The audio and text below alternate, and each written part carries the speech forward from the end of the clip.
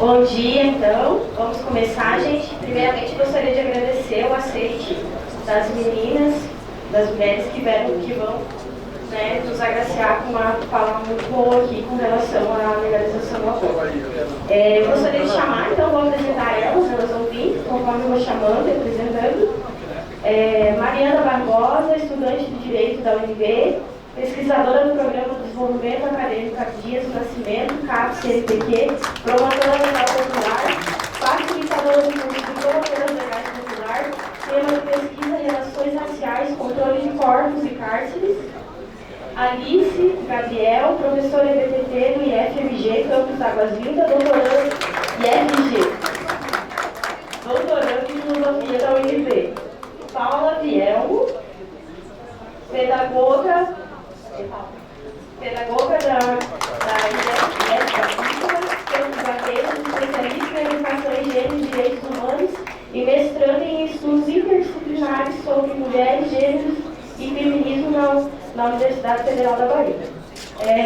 Então, a proposta é que elas falem em 20 minutos e depois a gente conversa como que vai ser o encaminhamento das discussões na plenária, ok? Pediram só rapidinho para fazer um registro antes, que é aniversário da nossa companheira, que é coordenadora da Taça de Mulheres, para solicitar que fosse feito o registro. Parabéns para você!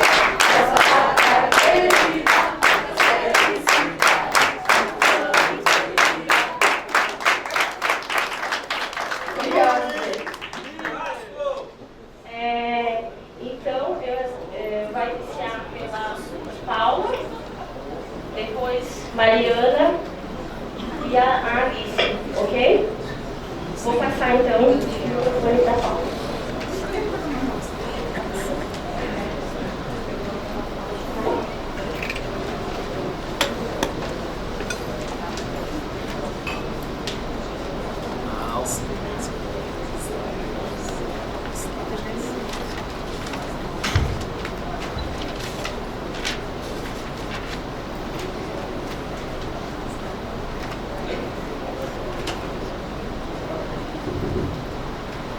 Bom dia, boa tarde, né, a todas as pessoas.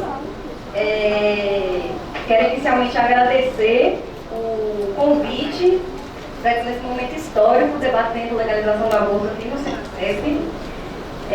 Agradecer o convite que Domi me fez e a indicação de Moema, né, que conhece um pouco mais do meu interesse, não só como militante, mas agora também um pouco como pesquisadora.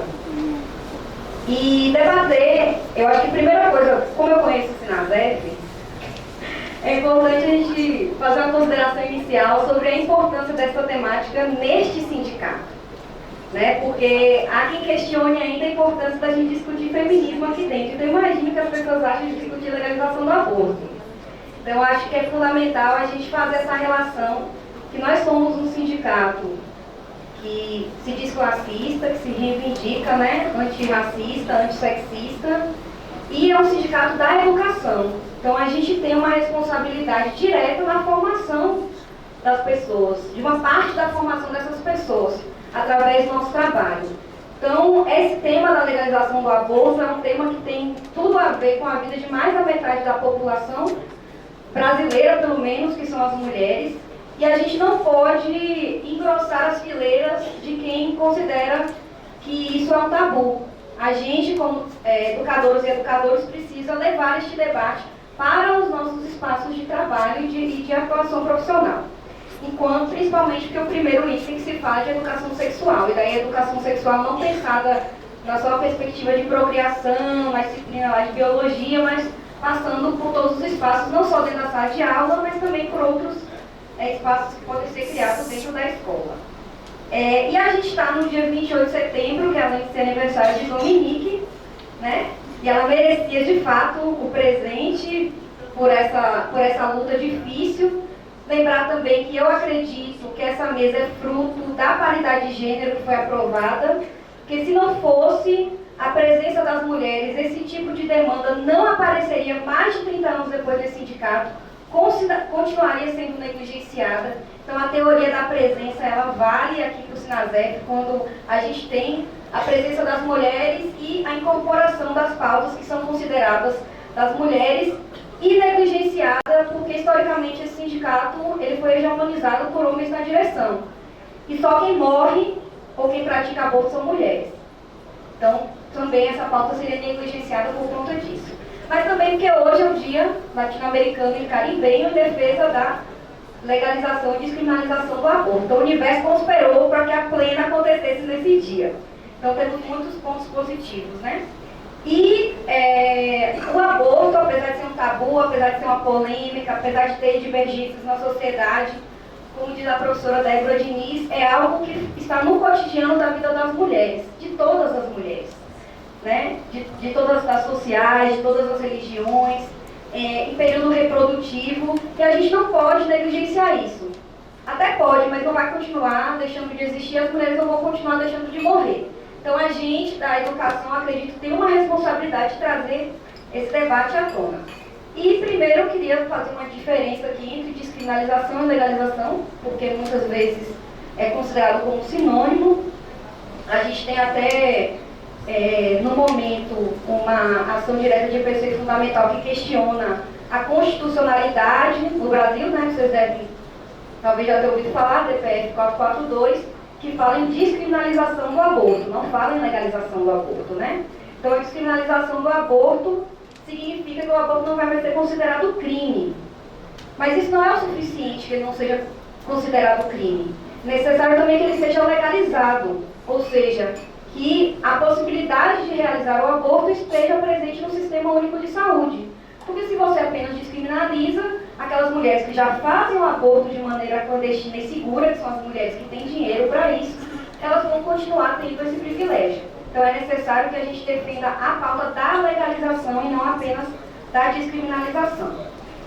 O aborto, ele é o processo de interrupção da gestação, né? O aborto ele pode ser espontâneo ou pode ser provocado. A grande polêmica geralmente gira em torno do aborto provocado. Mas tanto as mulheres que chegam aos sistemas de saúde por aborto espontâneo ou aborto provocado, elas sofrem maus tratos por conta do estigma que tem em torno das mulheres que abortam. E daí não é só de ler artigo, né? É do cotidiano, de conversar com as mulheres, de conversar com as colegas. A gente vê que isso está presente. Aquelas mulheres que, mesmo tendo passado por um aborto espontâneo, elas chegam e sofrem os maus tratos, porque a mulher que aborta, ela é estigmatizada como a assassina, como a bandida, como a mulher que não presta, e ela fica relegada no sistema de saúde aos maus tratos. É aquela que é atendida por última, é aquela que às vezes recebe menos anestesia ou não recebe anestesia por causa dos processos de curetagem, que é a raspagem do útero. Depois do... Imagina aí, né? Raspar o útero sem anestesia. Quem tem útero consegue sentir, né? A dor só de imaginar. Deixar as filas de espera, né? Horas sem se alimentar. Colocar em contato com mulheres que estão em processo de parto como uma forma de tortura psicológica. E todas essas outras coisas que aparecem, né? No xingamento. Mas assim... E daí por que a gente precisa falar sobre aborto, né? Eu elenquei algumas coisas. Eu acho que primeiro porque o aborto ele é uma questão de saúde e direito reprodutivo das mulheres. Se a gente não garante o aborto como uma questão de direito reprodutivo, a gente está negando um direito humano das mulheres. Mulheres, vocês não são seres humanos, porque vocês não têm esse direito. Porque a reprodução ela tem que ser uma escolha, não uma imposição, né? Depois, porque apesar dos pesares e do desgoverno em curso, o Estado é laico. E até onde eu saiba, este sindicato, inclusive, tem resoluções aprovadas defendendo a laicidade, inclusive um projeto de educação que foi aprovado a partir de um Seminário Nacional de Educação traz isso claramente. Nós podemos ter nossas crenças, nossos valores, tudo isso, mas isso não pode influenciar as políticas públicas, apesar que influencia. Então, eu não posso dizer, por exemplo, eu estava semana passada numa atividade de formação com enfermeiras e técnicas de enfermagem em Salvador, e uma pessoa que estava que era religiosa e estava defendendo contra, né, usando esses termos de bandida, de não sei o que. Ela falou assim: uma coisa sou eu, fulana de tal, e outra coisa sou eu, fulana de tal, enfermeira. E eu disse a ela: você não veste uma roupa, eu sou Paula pedagoga, você é uma pessoa que carrega o seu ser inteiro. Então o que você pensa, o que você acredita, isso vai se manifestar nas suas práticas, né? E nas nossas práticas pedagógicas, independente da gente ser docente ou técnica administrativa. E apesar de ter essa questão da laicidade do Estado, o aborto ele é visto, né, ou como crime ou como pecado. Então por isso que é muito difícil discutir sobre aborto, porque é considerado um crime no Brasil, né, num código muito antigo, da década de 40, né, o Código Penal da década de 40, né, Mariana? Acho mais ou menos. E por isso que tem ação, né, pedindo a inconstitucionalidade, porque a Constituição é de 88, então você tem aí uma incongruência. Mas aí, o fato de ser crime dificulta de se falar sobre, dificulta de fazer pesquisa, porque assim, se eu sou criminosa, eu posso ser presa a qualquer momento, né? Se alguém fizer a denúncia, eu posso ser presa, eu posso passar. A gente está vivendo um período de uma tentativa de fazer isso. E também é visto como um pecado, a partir da perspectiva de que a mulher estaria, a partir do entendimento da prática do aborto, não do aborto espontâneo, mas do aborto provocado, que a mulher estaria realizando um pecado ao tirar aquela vida a partir da compreensão do cristianismo, né, que o feto é um embrião dotado de alma. Então é muito difícil discutir sobre aborto, porque geralmente cai nessas duas questões. E a gente não consegue se libertar muito para discutir o aborto de maneira mais séria, que eu acredito que deva ser tratado na perspectiva de um problema de saúde pública e de direito reprodutivo das mulheres. Se a gente trata nesse campo, aí a gente consegue discutir com um pouco mais de tranquilidade, né? Porque se a gente ficar na discussão a partir de nossas fés, a gente não avança muito. Porque essa é uma posição hegemônica aí do cristianismo, mas a gente não tem só as religiões cristãs, por exemplo, a gente tem outras religiões, a gente tem pessoas que não têm religiões. Então a laicidade nesse momento é muito importante. Por isso que eu acredito que a gente também tem que se pautar nessa questão da laicidade, da educação laica, e da necessidade de pensar as políticas públicas sem essa influência, né, religiosa. É difícil, mas é necessário. Então a gente precisa falar sobre isso. Então, principalmente pensar o aborto a partir de um problema de saúde pública. E o que é um problema de saúde pública? É algo que se repete, né, tanto que serve de alerta. Então, se a gente tem cerca de 1 milhão de mulheres morrendo, é muita mulher morrendo, né? Então, liga o alerta vermelho, então a gente deve ficar alerta. E há outro aspecto que vai dizer que é um problema, considerado um problema de saúde pública, porque causa impacto para a saúde da população. Então, o abortamento ilegal no Brasil, ele significa um dos maiores procedimentos do Sistema Único de Saúde, que é a curetagem, e também significa a morte materna. Então, as mulheres estão morrendo por conta do aborto. Então, isso é reconhecido, inclusive, pela Organização Mundial de Saúde, que o aborto é um problema de saúde pública não só no Brasil, no mundo todo, mas eu acho que se a gente conversa por essa perspectiva, tirando todo o fanatismo, pensando na mulher como uma pessoa, como um ser humano, né, como alguém que precisa ter acesso a essa possibilidade, porque sendo ilegal ou não, acontece. Não faz diferença. A questão é quem faz o aborto seguro e quem faz o aborto inseguro e morre. Né? Essa também é uma coisa importante a gente pensar. Por quê? Todas as mulheres abortam, gente? Todas as mulheres abortam. Né? Mas quais são as mulheres que morrem? Porque fazem o aborto inseguro. Porque tomam chá, porque colocam alguma coisa no canal vaginal para tentar furar útero. São as mulheres pobres e negras. O Citotec ele é até seguro, né? Mas assim, tem outros métodos muito mais inseguros, no desespero, e está muito ligado à desinformação. Por isso que a gente tem um papel importante de levar essa discussão para os espaços que a gente está, de educação, porque o acesso à informação sobre o abortamento, tirar essa aura de tabu, contribui, inclusive, para que as mulheres não realizem que bom se todo mundo tomasse o Citotec, que serve para 80% dos casos, mas não é o que acontece, né? A gente tem casos, inclusive, recentes que falam sobre isso.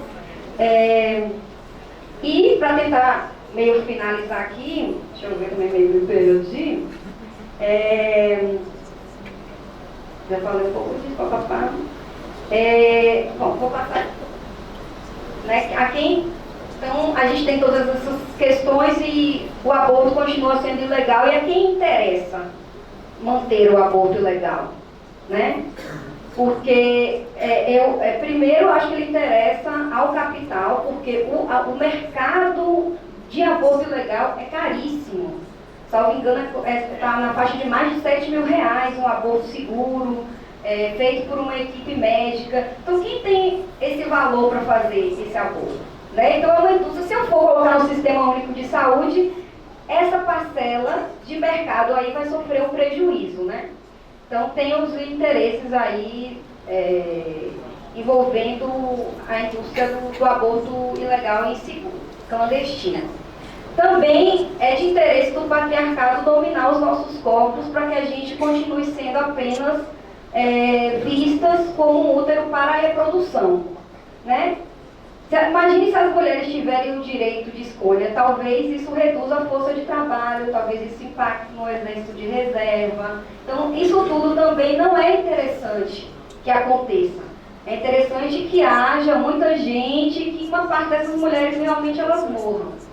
E também é interessante para o racismo, porque a gente tem um genocídio de mulheres negras. As mulheres que morrem por conta do aborto ilegal são mulheres negras. Então, é o Estado operando com a lógica de genocídio das mulheres negras. Então, manter o aborto na ilegalidade não beneficia a nós, que temos compromisso com a classe trabalhadora, em sua diversidade, combatendo, né, o racismo, o sexismo e a heteronormatividade. E, para concluir, eu queria pensar um pouquinho a rede, né? A rede federal, a rede a qual nós fazemos parte, a Rede Federal de Educação Profissional e Tecnológica, a gente tem, segundo a plataforma Nilo Peçanha, com dados do ano letivo de 2018, a gente tem 647 unidades, unidade pra caramba. Então a gente tem um potencial de inserção social, se a gente for inteligente para isso, né? Não estou dizendo que a gente tem, estou dizendo que a gente pode ter. A gente tem 11.766 cursos, dos quais 252 são cursos em saúde e 32 são tipos de cursos na área de saúde, dos quais, aí eu fiz um recortezinho aqui, que é o que eu estou estudando, 2 de enfermagem e 52 cursos técnicos de enfermagem. Só no curso técnico de enfermagem a gente tem 4.278 estudantes matriculados. E o segmento técnico de enfermagem, dentro da enfermagem, que é a área do cuidado, é quem recebe essas mulheres quando elas chegam em processo de abortamento, representa 60% do segmento de enfermagem. A maior parte de trabalhadores técnicos de enfermagem são formados pela rede privada, não são formados por nós. Mas a gente forma um bocado desse povo. E esse povo que está sendo formado por nós está fazendo o quê? Maltratando as mulheres, provavelmente no sistema de saúde. Então, eu acho que a gente pode atuar por aí, é isso que eu tenho pesquisado, o currículo do curso técnico de enfermagem para o atendimento, para a assistência humanizada das mulheres em processo de abortamento, como é que o aborto está no currículo, né, do curso técnico de enfermagem. Acho que a gente não pode fazer tudo, mas a gente pode fazer alguma coisa. E também não precisa ficar só nos cursos de saúde, né? E também, isso, como eu falei, isso pode ser debatido amplamente e conjuntamente, se for encarado como um compromisso coletivo, né, que eu acho que temos conta para fazer. Daí eu finalizo fazendo um apelo para que a gente tire o aborto do campo do debate moral e coloque ele no campo como uma questão de saúde pública. Isso não sou eu que digo, é a professora Débora Diniz também, mas eu concordo plenamente com ela. Daí estou compartilhando com vocês para que a gente possa debater a partir dessa perspectiva. Obrigada.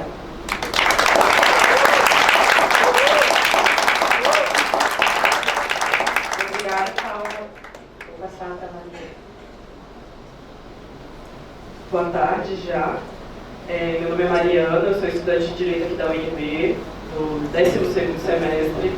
Eu sou pesquisadora do Programa de Desenvolvimento Acadêmico Abdias Nascimento, que é um programa da CAPES, que estimula o intercâmbio de alunos negros com temas raciais. E sou facilitadora do curso de Promotoras Legais Populares, que é esse curso aqui, que é um curso que ele atua em Brasília já tem 14 anos, mas ele atua em todo o Brasil. É um curso de mulheres para mulheres, onde a gente, durante um ano, capacita mulheres de comunidades carentes e mais pobres em temas diversos. Então, a gente vai falar em oficinas sobre direito de trabalho das mulheres, a gente fala sobre saúde sexual, a gente fala sobre saúde reprodutiva, a gente vai falar sobre religião, sobre política e sobre a atuação de mulheres com a intenção de formá-las como pequenas líderes comunitárias em suas comunidades. E dentro desse aspecto, eu pesquiso na universidade também, né, na minha pesquisa na Abdias, o controle de corpos de mulheres negras no encarceramento. E é a partir dessa perspectiva que eu queria conversar com vocês sobre abortos. Eu acho que quando a gente vai falar sobre raça e sobre controle de natalidade, que é onde o aborto está inserido dentro de políticas públicas, de controle de natalidade, de práticas de controle de natalidade, a gente precisa entender como é que surge o controle moral sobre o corpo dessas mulheres e como esse controle moral vai transformar o aborto num grande tabu, tão grande que a gente não consegue falar sobre isso de uma maneira pública e de uma maneira racional, não consegue trazer para o debate dentro das escolas, dentro dos institutos, né, federais de educação, das universidades. E para falar sobre isso, a gente precisa entender como que, dentro da passagem do feudalismo para a modernidade e da modernidade para o capitalismo, a gente vai ter uma mudança no que seria o trabalho de cuidado, que é esse trabalho de cuidado materno dentro de casa, de onde a reprodução vai fazer parte, e como é que a natalidade, né, as mulheres criando vidas e trabalhando nesse trabalho de cuidado, ela depois vai ser operada pelo capitalismo como uma produção de corpos, né? E na modernidade, na escravização de pessoas, né, na escravidão, o controle de natalidade dessas mulheres negras escravizadas, ele era uma produção de mão de obras barata, de mão de obra escravizada, e isso vai ser produzido da maneira como a gente entende tanto o trabalho no Brasil hoje, quanto o corpo de mulheres negras, quanto depois o sistema penal e encarceramento. Então, para falar de aborto, a gente precisa entender como que a gente constrói um Estado e como a gente constrói uma narrativa de Estado e de sociedade que diz que o corpo das mulheres tem que ser controlado. Em especial o corpo das mulheres negras, sua força de trabalho produtivo e reprodutivo. Para falar sobre isso, a gente precisa entender como que essas que a gente chama de tecnologias de morte e controle dos corpos, elas atuam dentro dos corpos de mulheres negras. Com a escravidão, a gente, né, sequestrou e trouxe para o Brasil, os portugueses sequestraram e trouxeram para o Brasil uma massa de população despropriada de direitos, de território, de direitos, né, dos mais vastos de direitos humanos, né, de direito à livre associação, de direito à vida, de direito à reprodução livre. E essa massa de população ela foi controlada durante 500 anos e forçada a trabalhar aqui no Brasil, né, que é o que todo mundo conhece, que é a história de fundação colonial, né, do nosso país.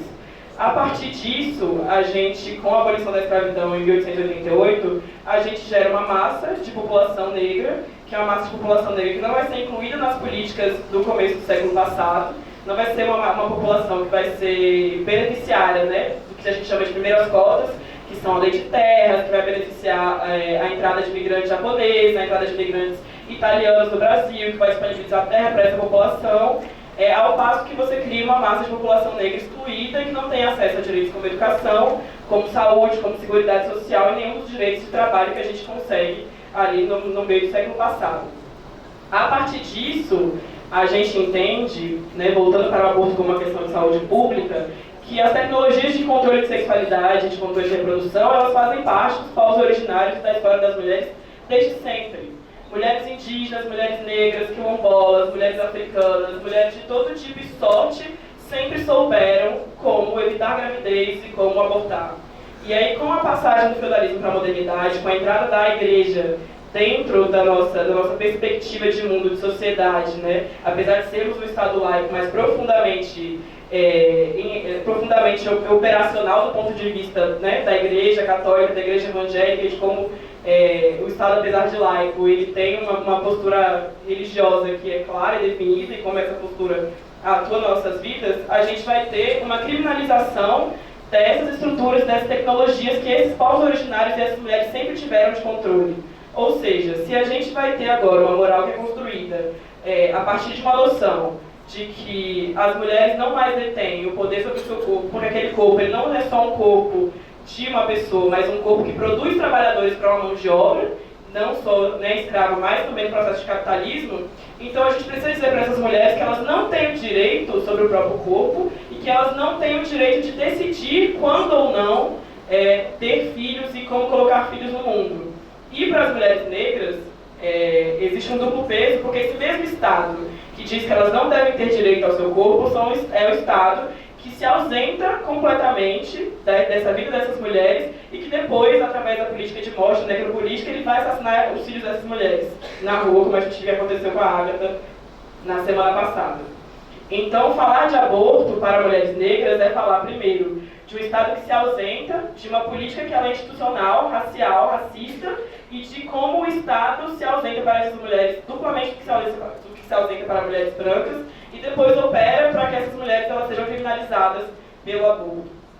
A gente sabe que todas as mulheres fazem aborto, a pesquisa da professora Débora Diniz, que levou à arguição de princípio de direito fundamental, que é essa DPF, que é uma ação que transita no Supremo Tribunal Federal desde o ano passado, e que gerou, eu acho que gerou essa mesa e outras mobilizações de mulheres. Ela vai compreender que, a pesquisa da professora Débora Diniz, ela vai dizer que todas as mulheres fazem aborto. Então, são mulheres casadas, mulheres solteiras, mulheres de meia idade, mulheres novas, mulheres que têm ensino superior completo, que não têm. 1 em cada 5 mulheres que fazem aborto no Brasil já fizeram aborto no Brasil. Então, nesse entendimento, a cada 5 mulheres aqui presentes, uma pelo menos já fez aborto, e tenho certeza que todas vocês conhecem pelo menos 2 ou 3, no meu caso 5 ou 6 mulheres próximas a vocês que já fizeram aborto. Então, se a gente entende que a criminalização do aborto, ela não impede que o aborto seja uma prática, né, de gestão de natalidade dessas mulheres, por que a gente ainda não consegue falar enquanto sociedade sobre a descriminalização do aborto? Porque a gente sabe que mulheres economicamente beneficiadas, ou mulheres brancas em geral, conseguem fazer o aborto de uma maneira segura, com acesso a medicamentos, podem ser tanto citotec como clínicas clandestinas ou uma clínica ginecológica de aparência comum, que você sabe que ali você vai encontrar um médico, se você pagar R$2.000, R$3.000, R$5.000 em dinheiro, você vai ter um acesso a um aborto seguro. E por isso, a gente, enquanto sociedade, fecha os olhos, porque enquanto uma parcela da população consegue ter acesso ao aborto seguro, porque consegue pagar por ele, que é necessariamente a parcela de mulheres brancas, existe uma outra parcela de população, que é a população de mulheres negras, em sua maioria nordestinas, pouco escolarizadas, com pouco acesso, que levadas a uma exclusão, a uma ausência generalizada do Estado, dentro da educação, da saúde, uma segurança pública que exclui e assassina essas mulheres e suas famílias, vai fazer com que essas mulheres sejam as que morrem em mesas enferrujadas, sujas, de clínicas clandestinas, em lugares inóspitos, e são mulheres que morrem com talos de mamona enfiadas na vagina, são mulheres que tentam fazer aborto com agulhas de tricô. Então, todas as mulheres fazem aborto. E o Estado sabe que todas as mulheres fazem aborto. A gente sabe com a sociedade que todas as mulheres fazem aborto. Mas por que o Estado se ausenta do debate sobre a descriminalização do aborto? É porque a parcela que morre, que sofre, que não é atendida nos hospitais, que é negada de atendimento médico, que chega no SUS e vai ouvir de um profissional de saúde, que aquele profissional de saúde tem sobre a vida daquelas mulheres o poder de deixá-las sangrar até a morte e o poder de salvá-las, é a população negra, a população de mulheres negras, que é vista, por causa do racismo, como uma população que é desumana, né? Então o racismo ele opera para a desumanização da população negra.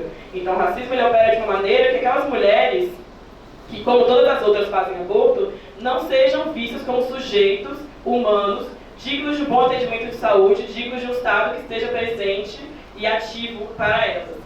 Então, a partir desse entendimento da desumanização do racismo, do que ele opera para o corpo dessas mulheres, a gente vai entender que esse Estado ele fecha os olhos para o aborto enquanto uma questão de saúde pública, uma questão de vida ou morte para essa parcela de mulheres, porque não importa ao Estado que esses corpos sejam violados por esse não atendimento à saúde, por essa falta de perspectiva e de controle de natalidade.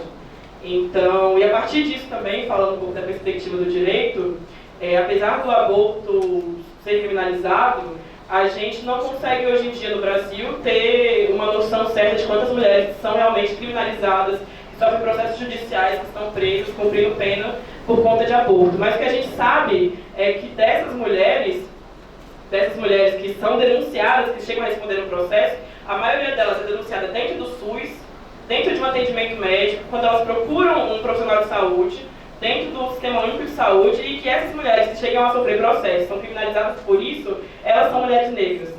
Então, quando a gente vai falar sobre o aborto, a gente vai falar sobre como o sistema penal, a partir da criminalização do aborto, ele vai operar institucionalmente para a criminalização de específicas de corpos específicos. Então, se todas as mulheres fazem aborto, mas só algumas mulheres são presas por isso, isso quer dizer que o aborto ele é sim legalizado para uma parcela da população, que é uma parcela de mulheres brancas, e que ele é não só criminalizado, mas ele é também uma força do Estado de criminalização e opressão dos corpos dessas mulheres negras. Então, a gente hoje em dia vive um genocídio da população negra, e o genocídio da população negra ele não só opera pela morte de crianças pretas faveladas, como aconteceu com a Agatha, mas ele ocorre por uma ausência do Estado no sistema de saúde, por essas mulheres não terem acesso ao controle de natalidade, não terem acesso a uma educação sexual e de gênero nas escolas, e porque essas mulheres acabam, por ausência do Estado e todas essas esferas, sendo obrigadas a recorrer a um aborto inseguro, porque não existe uma política que as atenda e que chegue até elas. Então, a minha fala é nesse sentido, né? Já caminhando para o fechamento, para a gente entender que o aborto para mulheres negras ele é uma questão de saúde pública, porque também é uma questão de segurança pública e também é uma questão de entender como o controle de corpos opera para que o Estado continue racializando e institucionalizando a opressão contra essas mulheres. É isso.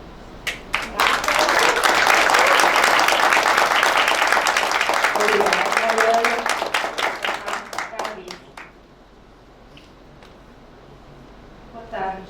Eu queria agradecer o convite. Eu acho que é muito interessante estar numa mesa só com mulheres, pensando coletivamente, né? Pensando nesse intercâmbio, nesse diálogo, e como avançar nessas discussões numa conjuntura que é cada vez mais conservadora, né? A gente está vendo enfim, várias coisas acontecendo no Brasil agora, esse ano, né? E eu pensei em começar a minha fala lembrando de uma frase que muitas vezes é atribuída a Simone de Beauvoir, que diz que em momentos de crise os direitos das mulheres sofrem imediatamente retrocessos, né? Mais ou menos alguma coisa como essa, né? Não sei citar de cabeça. E eu acho que a gente tem que pensar nisso. A gente se encontra num momento de crise e é evidente que os direitos das mulheres estão, né? Que nós estamos a caminho de ter esses direitos ameaçados. A Paula chamou a atenção para a ideia de que o aborto ilegal interessa ao capital, e eu acho que ele interessa duplamente. Não apenas porque é interessante que para essa camada que tem acesso, né, a um abortamento seguro, possa pagar rios de dinheiro para ter esse direito garantido, mas também por uma coisa que a Mariana chamou a atenção, que é a importância do controle estatal sobre os corpos das mulheres como um mecanismo de ampliação desse exército de reserva, né, o que Marx chamava a atenção para a gente. Eu estou com a Mariana, eu acho que a gente tem que pensar como é que veio a existir uma criminalização do aborto, de onde isso veio. Tem uma autora muito interessante que eu tenho lido e falado sobre ela em todos os espaços que eu estou, que é a Silvia Federici, que tem esse livro bacana, que é o Caliban e a Bruxa, onde ela analisa o que aconteceu com as mulheres na Europa e nas Américas quando nessa passagem do feudalismo para o capitalismo. Ou seja, ela analisa a origem que Marx discute lá no Capital pela ótica da história das mulheres, né? E ela vai chamar a atenção para a gente que na Idade Média, que a gente pensa que é um momento, né, muito de retrocesso, O aborto era corriqueiro, o infanticídio era corriqueiro. Vários teólogos, né? Enfim, eu sou filósofa, então a gente tem essa discussão com a teologia, que muitas vezes é próxima, né? Vários teólogos ratificavam a possibilidade do infanticídio acontecer, sei lá, 20 dias depois do nascimento, porque aí a alma ainda não tinha colado na criança, uma coisa assim. E é curioso, né? Porque você pensa assim, a Idade Moderna é um período de secularização, é um período em que a religião vai perdendo esse espaço, né? Mas é justamente na Idade Moderna que a criminalização do aborto se dá. A Federica chama atenção pra gente como nesse período você tem uma perseguição que é ao mesmo tempo um epistemicídio, mas também é um avanço de um certo genocídio contra mulheres, que justamente focava nessas mulheres que eram as parteiras, que tinham conhecimento, né, que sabiam como gerir a sexualidade e a possibilidade da reprodução, né? E nesse período também a medicina vai se tornando cada vez mais masculina. Por que eu estou falando sobre isso? Porque esse texto dessa autora, e claro, várias outras coisas, contribuem para a gente pensar como é que a autonomia das mulheres sobre os próprios corpos e como é que esse conhecimento que as parteiras tinham, muitas parteiras ainda têm, né? Que os povos tradicionais possuíam, né? Nas Américas, por exemplo, ou na África. Como é que isso foi paulatinamente perdido? Como é que a gente perdeu esse saber e, portanto, perdeu a possibilidade de exercer autonomia sobre os nossos próprios corpos? A possibilidade de gerir a nossa sexualidade e a nossa reprodução, ela fica única e exclusivamente na mão de uma medicina que é cada vez mais distante da gente. Que a gente não entende, que a gente não conhece, que é cada vez mais elitista. E isso contribui para uma realidade em que as mulheres não conhecem os seus corpos. Elas não sabem como evitar gravidezes, ou elas não têm possibilidade de gerir isso tranquilamente. Para além disso, a gente tem essa figura da maternidade compulsória, né? A gente tem uma sociedade que nos impõe a maternidade, não como uma escolha, mas como um destino que naturalmente todas nos inclinamos para. E, enfim, não é verdade. Em que medida isso constrói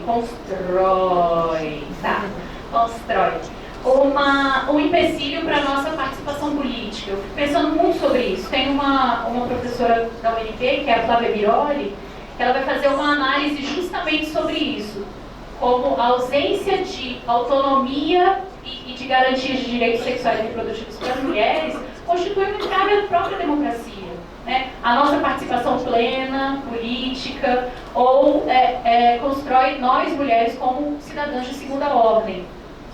Porque a gente não pode exercer minimamente a nossa autonomia sobre o nosso próprio corpo, né? Autonomia que a gente pode pensar como controle sobre o nosso corpo, controle sobre a nossa capacidade reprodutiva.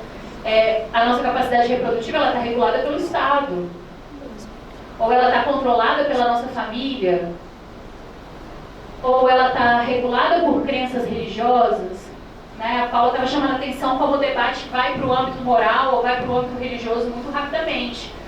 Mas, de repente, a gente tem que mudar o foco e tem que pensar qual o impacto da ausência de autonomia sexual e reprodutiva das mulheres tem na democracia como um todo, né? Claro que quando a gente vai debater o aborto, várias coisas vão aparecer aí, né? Se você pensa em maternidade compulsória, o fio da dupla moral sexual já vem automaticamente, né? Então, se você é uma mulher exercendo livremente sua sexualidade, é óbvio que você vai engravidar, né? Então, para os homens há essa possibilidade de se eximir da responsabilidade pela reprodução, né? E eu acho que isso é muito importante para a gente pensar. Por que os homens podem se eximir dessa responsabilidade? Por que a responsabilidade com cuidado, com maternar, é única e exclusivamente nossa? E isso também tem um impacto muito profundo da nossa participação num espaço político, por exemplo, né? Com quem que você vai deixar sua filha, seu filho, para você poder, por exemplo, militar? Com quem você vai deixar seu filho, sua filha, para você poder estudar e trabalhar? Que impacto isso tem no seu projeto de vida, né? E isso tem um impacto muito profundo, né? Tem uma série de pesquisas que vão mostrar como a qualificação profissional das mulheres ou a participação plena delas nos espaços de construção política são marcadas pela presença de filhos e filhas, né? Não é o mesmo que se dá com a paternidade. Para pensar sobre o aborto, para mim, a gente tem que pensar esse entorno todo, né? Porque as mulheres não são só obrigadas, de uma certa forma, a serem mães, mas elas são obrigadas a serem mães sozinhas. Mesmo aquelas que têm companheiros. Porque a gente tem um modelo de paternidade que não é presente. Então é óbvio que quando você se depara com uma gravidez, essas coisas pesam. Então, se ao mesmo tempo a gente está... Não sei o que eu ia falar. Apagou. A gente tem um patriarcado sem pais, mesmo quando eles são presentes. Então, ao mesmo tempo, você tem uma obrigação, de certa forma, moral e social de seguir a maternidade, mas a gente sabe que a maternidade é alguma coisa muito pesada. Então, em que medida esse arranjo cultural não empurra várias mulheres também para o aborto, né? O que é que faz uma mulher abortar, a gente pode se perguntar. E eu acho que para a gente se perguntar isso, né, a gente tem que pensar em que medida a gente tem mesmo acesso a direitos sexuais e reprodutivos no Brasil. Tem uma definição de direitos sexuais e reprodutivos que eu vou ler aqui rapidamente, não sei se eu vou conseguir ler, mas vamos lá. Os direitos sexuais e reprodutivos são definidos pelo poder de tomar decisões autônomas, com base em informações seguras sobre a própria fecundidade, sobre o processo de gravidez, sobre as vias de parto, sobre a saúde ginecológica e sobre a atividade sexual. A gente sabe que no Brasil hoje, a violência obstétrica também é uma questão muito importante de ser pensada. E se a gente conecta, pode ser meio maluco, tá? Mas vamos lá. Se a gente conecta esse quadro da violência obstétrica com o quadro do abortamento, eu acho que a gente tem uma visão bastante interessante da coisa. Porque um aspecto importante da violência obstétrica, pelo menos do meu ponto de vista, é justamente quando o profissional de saúde não reconhece na paciente alguém que pode opinar sobre o que está acontecendo com o próprio corpo, né? Então,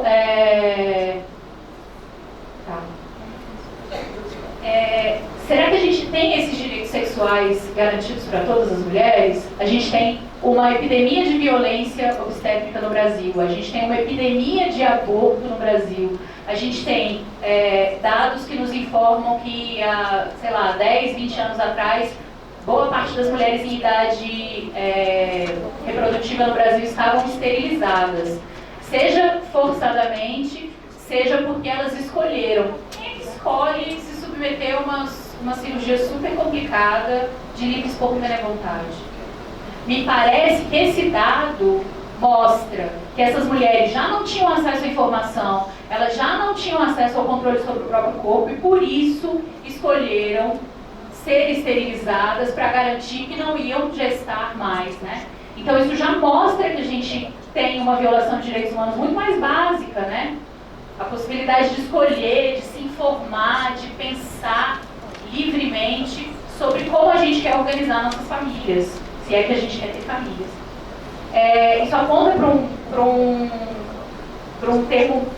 uma análise muito mais ampla, né, de como a desinformação funciona. A Paula falou muito sobre o nosso papel como profissionais de educação na informação mesmo. Essas pessoas não têm, boa parte da população brasileira não tem acesso a informações de qualidade sobre fecundidade. E não estou falando só em como evitar gravidez, né? Mas eu estou falando também a respeito de um tratamento digno no sistema de saúde, para que você não seja submetido à violência obstétrica, a possibilidade de entender o que é e o que não é um tratamento interessante para ti. Eu não sei se vocês viram, acho que foi semana passada, semana retrasada, saiu um documento do CFM, né, apontando que já tem uma longa discussão a respeito disso, da violência obstétrica, junto ao CFM, eles recusando a utilização desse termo por mulheres, né, dizendo, olha, não existe, vocês que não entendem o ato médico, né, vocês que não entendem o que a gente está fazendo com os corpos de vocês. É o Conselho Federal de Medicina. E aí o Conselho Federal de Medicina lançou um documento recente apontando que as mulheres não poderiam se recusar a se submeter a procedimentos médicos quando o médico disse que era interessante. Então, toda a movimentação das mulheres por autonomia e a possibilidade de compreender e enfim, exercer a sua possibilidade de escolha, também nas vias de parto, também quando aquelas mulheres escolhem parir, né, está sendo minada por um avanço, um avanço cada vez mais conservador. Ao mesmo tempo, não sei se vocês viram, a ministra dos Direitos Humanos, a Damares, estava lá na cúpula da democracia em Budapeste, semana passada, se eu não me engano. E a vontade dela é que o Brasil lidere um bloco pró-família, né? E o discurso vem todo carregado de uma ideia de que as feministas são o inimigo, que elas querem acabar com a família. Mas veja, eu comecei a minha fala chamando a atenção para vocês como, em momentos de crise, os direitos das mulheres estão em risco. Essa presença da Damares nesse bloco, um bloco assim claramente racista, né? Porque tem vários países europeus preocupados com o avanço da migração e etc., com o fato da população branca não se reproduzir. É isso que a gente está vendo agora, né? A Damares lá na cúpula em Budapeste é isso. A sinalização clara de que haverão retrocessos nos nossos direitos no Brasil. O CFM também lançando essa nota, quer dizer que os médicos no Brasil estão dizendo: nós escolhemos por vocês. Então, se você quer um parto normal, eu vou te fazer uma episiotomia, ou seja, eu vou cortar o seu períneo. Quer você queira, quer não, quer você precise, quer não. Então, a minha leitura é que o aborto se insere nessa discussão também, de completa ausência de autonomia das mulheres sobre a sua saúde reprodutiva, né, sobre a sua possibilidade de decidir acerca da fecundidade. Tentei falar aqui um pouquinho sobre isso nesse sentido, né? Eu acho que a gente tem que pensar um dos lemas básicos, né, dos movimentos de mulheres é informação para prevenir, né? Me lembro. Educação sexual para prevenir. Educação sexual para prevenir, contraceptivos para não engravidar e aborto seguro e legal para não morrer. Na minha leitura, a gente não tem nenhuma das três coisas no Brasil. Então, a gente tem uma violação completa dos direitos humanos das mulheres. Então, isso é urgente. A gente tem que pensar isso e para mim, a gente tem que pensar isso em termos bastante abrangentes. Quais são os desafios que a gente tem daqui para frente quanto aos direitos sexuais e reprodutivos das mulheres, né? E, claro, é importante, como lembrou a Mariana, a gente tentar fazer isso de uma maneira mais interseccional possível, porque é evidente que isso não cola da mesma forma nas diferentes mulheres, né? É claro que o poder aquisitivo te garante acessos, né? Acho que é isso.